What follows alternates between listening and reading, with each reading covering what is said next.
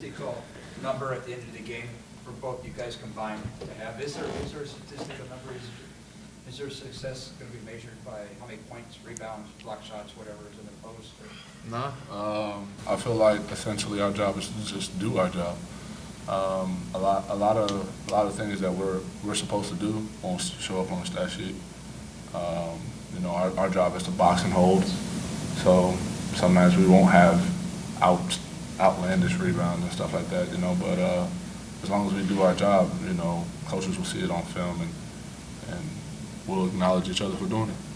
Yeah, I would agree with what he said. A lot of what we do is really behind the scenes, like having help presence on the baseline when the drive comes, and not necessarily blocking the shot, but like being there as a presence to deteriorate them from making a shot. So just the presence of a big man at the basket, meeting somebody chest to chest, most of the time makes a guy miss anyway. So just good to be there for rotation and big body for blocking out and making sure that we can secure the rebound any way as possible. I mean, it's a team sport, so we try to make sure that everybody does their job and we be consistent in doing ours.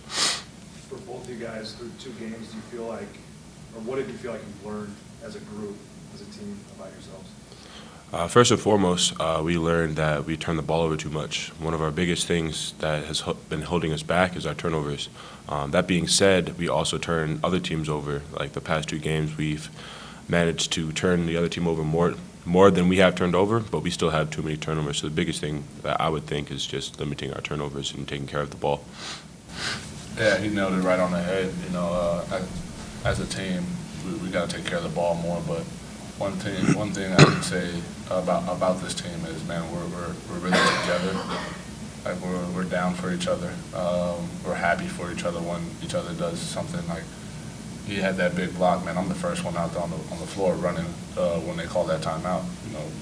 Trying to support them and be happy for them, and everyone's engaged. We're all engaged from the bench, and we're just all trying to play in the moment. So That's kind of a return to whatever, not a couple of years ago for you then, Yeah. in that respect. Yep.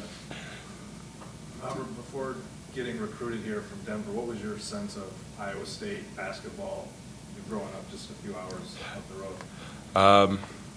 See, it's weird because I never really grew up in Minnesota. I like to claim that I grew up in Florida. So being in the Midwest is still home to me. I've spent the last 5 years here, but I haven't really had the sense of growing up around Minnesota, Iowa State, Iowa basketball, Wisconsin even. And those programs haven't really been my core looking into it. But I did manage to come down for like a team camp my junior year, going into my junior year. And just the facilities and the coaches that were there, just like the bubble of the high major basketball was really striking to me and definitely interesting. For both of you guys, when TJ's talked about habits, get you the wins that you guys have been looking for, how rewarding has it been to see those habits instilled in you guys all summer pay off early on? We've only done half of our habits. A lot of it we're still working on, and we still have to, perfect them, because we're here. We need to get there, and this team is really capable of doing it. Getting wins under my belt feels really good. It's been since last December, so but man, this team is really capable of showing people a lot of things, and we're just going out there to prove to ourselves. Let's just have fun. TJ had mentioned just when we were talking to him that he thought the defensive communication was below where it needed to be long term. Where does the center position fall into that? Because obviously you guys are in a lot of pick and rolls and have different vantage points from when you're down the block too. Where do you guys have to be part of that?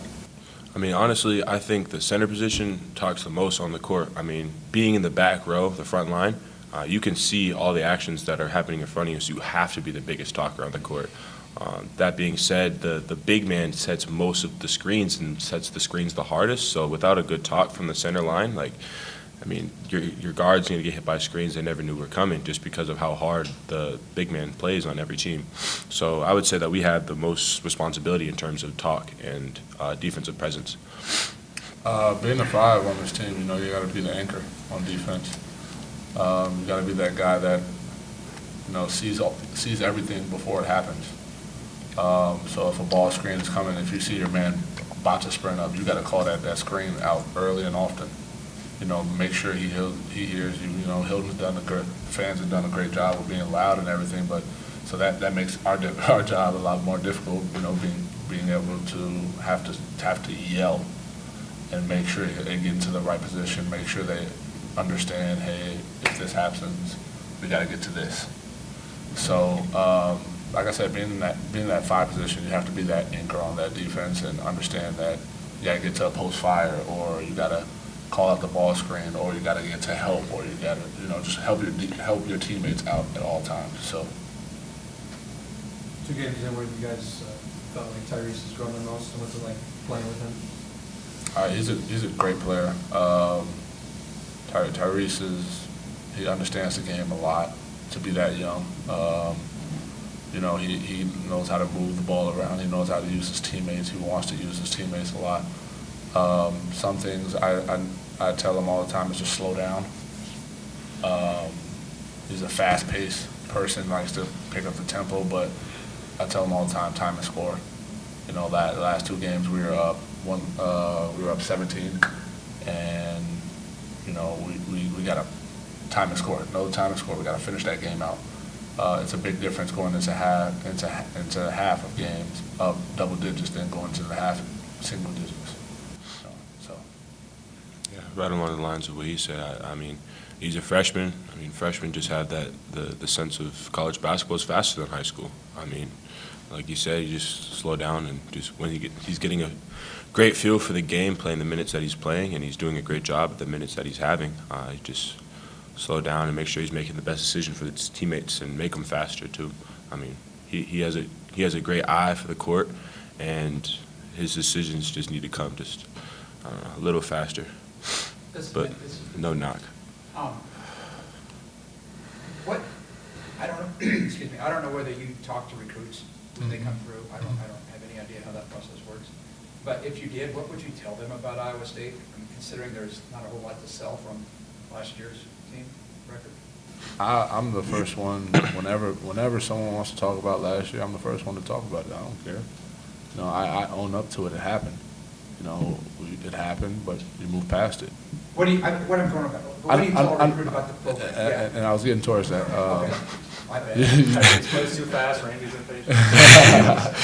You know, I'm the first person to talk about it. So if they want to talk about it, hey, man, it happened. But here's the good side of everything. Okay. Here's the fun side of everything, man. Like you got fans that want to be there for you every step of the way.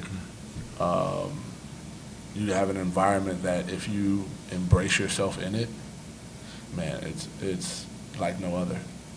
And I'm speaking from firsthand.